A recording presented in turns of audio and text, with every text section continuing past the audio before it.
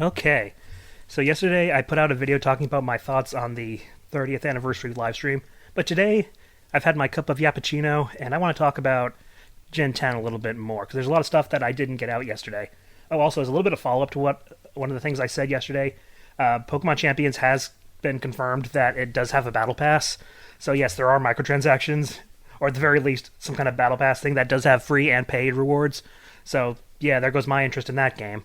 I know it's free to play, but did they have to make it free to play? Like, if this is going to be a new competitive meta, doesn't that give a pay to win aspect to it? I don't know. I guess that's a discussion for another day. Let's talk about Gen 10. So, in my previous video, I talked about how I thought the stars were a bit bland. I've come around a little bit. I still think that the Fire Pomeranian is very cute, and it's still probably my favorite, but I've come around a little bit on the Water Gecko. Was it Gekakwa? And because I saw some official art and stuff, and it actually looks kind of like a diva, which I like. You know, the design may not be incredibly interesting, but it's got a lot of personality, so I'll take that. And if its final evolution is anything like Pre-Marina, then yeah, I'm all on board. So that's good. The Angry Bird grass starter doesn't really do much for me yet, but has a lot of potential for evolutions. In fact, all three of them do. Can't wait to see what those evolutions are. If that Pomeranian turns out to be like a fire fairy, that'd be amazing. And if the gecko turns out to be like a water dragon or something like that, that'd be really cool. I mean, I think it's pretty obvious that the Angry Bird is going to be a grass flying, probably, unless they go in a completely different direction with its evolution, but we'll see. So I think I talked about how I just love tropical regions, you know, and I saw some people complaining that this is the third tropical region we got, and it's like, yeah, so those were good regions, you know. I mean, what's the problem here? I don't get it. I mean, we at least get to go underwater again, you know. That's kind of cool. I mean, let's be honest. At this point, Pokemon's run out of regions to do. Like, what do you expect? Like, what did you want? A snowy region? Like, nothing but snow? I don't know. What were you guys expecting? Like, I don't know. I just love tropical regions, so I'm perfectly fine with this. And I didn't talk really about the graphics because the game is, you know, not until 2027, which is a good thing, by the way. Like I said, they cannot afford another Scarlet and Violet. They just cannot. Those games have ruined Pokemon's reputation probably forever. Unless they can give us a game that completely blows us away, which I don't know if this game's going to do, but we'll see. But I didn't talk about the graphics because it's still a ways away and it's not, you know, it's a lot can change. We'll see. But it looks good. You know, obviously it looks better than Scarlet and Violet, which is a very low bar, but you know, baby steps.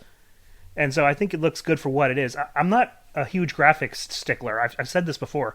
I really don't care what a game looks like unless it's like insanely bad, like Scarlet and Violet, or you know whatever. As long as it runs well, which Scarlet and Violet also did not do. So it was a double whammy. It looked bad. It played bad. That was my main issue with those games. I probably could have gotten over the graphics issue if at least they ran well, but they didn't. You know, they crashed on me every 20 minutes or so when they first launched. Sure, they're better now, but you only get one chance to make a good first impression. And speaking of first impressions, I think this one seems to be making a good first impression. A lot of people are very happy with this. I don't see a ton of complaining. Like, and the stuff they are complaining about, it's stupid stuff like, you know, like I said, being the third tropical region, stuff like that. You know, stupid stuff like that, you know, really minor stuff. But, you know, it's fine. I think it looks good. There's a lot of rumors going around because, you know, a lot of the leaks apparently were true. And if a lot of stuff is to be believed, then we have this little. I noticed this with the characters, the main characters. They have this little like hoverboard or whatever, and apparently you're supposed to like sync that with your Pokemon so you can fly with it or go underwater with it and stuff like that. And you can actually apparently, if rumors to be believed, you can control your Pokemon while your trainer will run along with you or something like that. So that's cool. It's kind of like that thing in the DLC for Scarlet and Violet, I guess. And so that looked cool. And one of the leaked screenshots show you riding a Luxray, which was really cool. You know, if that's true, because we've never been able to ride a Luxray before, and that's really cool. Also, another funny thing is that they said that the main protagonists had like different outfits depending on the version. It's like, no, they don't really. It's just a hat. The change is a hat and the colors of your backpack straps. Like that's not a different, you know, outfit. It's like when they did Scarlet and Violet, and the only thing that was different was the color of your pants. Like, come on, that's not a good enough difference. Game Freak, give us something more. Like I said, I still think they should drop the whole two versions, but they're never going to do that because it makes them so much money. It doesn't matter if it's a scam or not. You know, it doesn't, you know, whatever. Which, yes, I'm still going with waves, you know? And also, from what I understand, those two Pikachus we saw, one is for winds, the other's for waves. And if that's true, I guess that's something, you know? I mean, they're obviously going to have something to do with your journey, I guess maybe there'll be like a little traveling companion, kind of like how the box legendaries were in Scarlet and Violet, I'm guessing. So we'll see what they do. Also, it's funny that they seem like to have a tan, which I didn't know Pokemon could get tans. I thought they were just shiny because the shiny kind of looks a little bit darker first. So I was like, I thought they were just shiny, but we'll see. But I loved the landscapes that we saw. The ocean, obviously, the water looks really good for Pokemon standards, of course. And you have the archipelagos or whatever they're called. Those little houses on the water. Those were really nice. I really like those. We saw, of course, a volcano, which was nice. Again, reminding me of Ruby Sapphire and Sun and Moon. I think it's another reason why they're doing a tropical thing. It's like the template's already there. It's already great. Didn't see any snowy areas. Because how do you get a snowy area in a tropical region? They managed to do it in Sun and Moon, like with the Pokemon League being a snowy area, which didn't make any sense really. But whatever. And there was like no snowy areas in Ruby and Sapphire. That's why there are barely any ice types. There was like the Shell Cave, and that was it. And that it was kind of out of place. But they'll probably do something. There'll probably be a huge mountain that you can go up, and at the top there's ice and stuff. That's what they always do for snowy areas. It's always a big mountaintop. Because that's the only way it ever makes sense. Because they never choose like an only icy area. Because again, why would you set an entire region in just a snowy area? Then you're kind of limited. But a tropical island, like I said, you can do so much with it, apparently. They've done it before. They know what they're doing. It's better than whatever Kanto and Johto were. They were pretty bland. They're the first generation, so that's fine. And they're on the freaking Game Boy, so that's, fine. It's just that, again, I don't know what people expected. They kind of ran out of regions, like I said. But the new starters are the only new Pokemon we saw. Obviously, they're going to be introducing more. I guess this is an opportunity for more tropical regional variants and stuff, or maybe new evolutions for some. Like, I hope they give my boy Tropius something. We saw Tropius in the trailer, and I hope they do something with Tropius, because that boy does Tropius need something, because that's such a cool design, and yet it is so terrible. Nice to always see them in the games, but I've yet to this day, despite loving Tropius, never really used it. I tried to, but it was so bad I quickly gave up on that.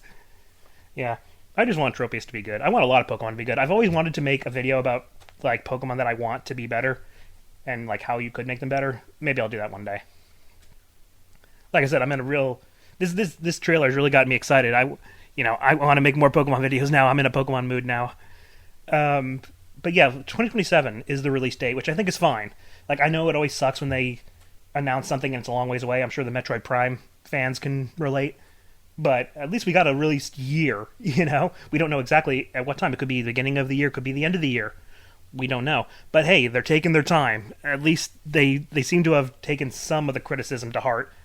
Either that or Nintendo came to them and was like, hey, knock that off. You're making us look bad. Because can you believe there are still people who think that the Switch 1 hardware was to blame for Scarlet and Violet? I'd never seen a fandom sniff more copium than the Pokemon fandom. Even the Sonic the Hedgehog franchise doesn't sniff this much copium. But come on, guys, it was not the Switch 1. There's plenty of other games that looked and ran better, and even Pokemon games that looked and ran better. That's the whole reason that argument falls apart. Because you look at Sword and Shield and even new Pokemon Snap or something, and they look and run way better. Like, your argument makes no sense. Like, just accept reality. The games were rushed. It had nothing to do with the Switch. These were rushed. They weren't ready, but they decided to release it anyway, and they were broken, buggy messes. End of story. Anyway. So yeah, I'm excited for Gen 10. Since it's such a long ways away, they're probably going to drip feed, information. Heck, when Pokemon Day comes around next year, maybe we'll have a lot more to look forward to. We'll see. That depends if it comes out before Pokemon Day. I mean, it's in February, so who knows? But yeah, I'm excited for it. Let me know what you guys are thinking about this whole thing and how excited you are or not excited for, whatever. But yeah, I also love that so many people, apparently, I was watching a lot of people's reactions to these trailers, and it was amazing how many of them actually had Pomeranians and freaked out over the Fire Pomeranian. And everyone's like, "Oh man, I don't think I can evolve it." It's like, yeah, it's gonna be tough. We'll see what the final evolutions are. But anyway, yeah, it's amazing how many people have Pomeranians and we're just freaking out. But yeah, those are my thoughts. I'll see you next time.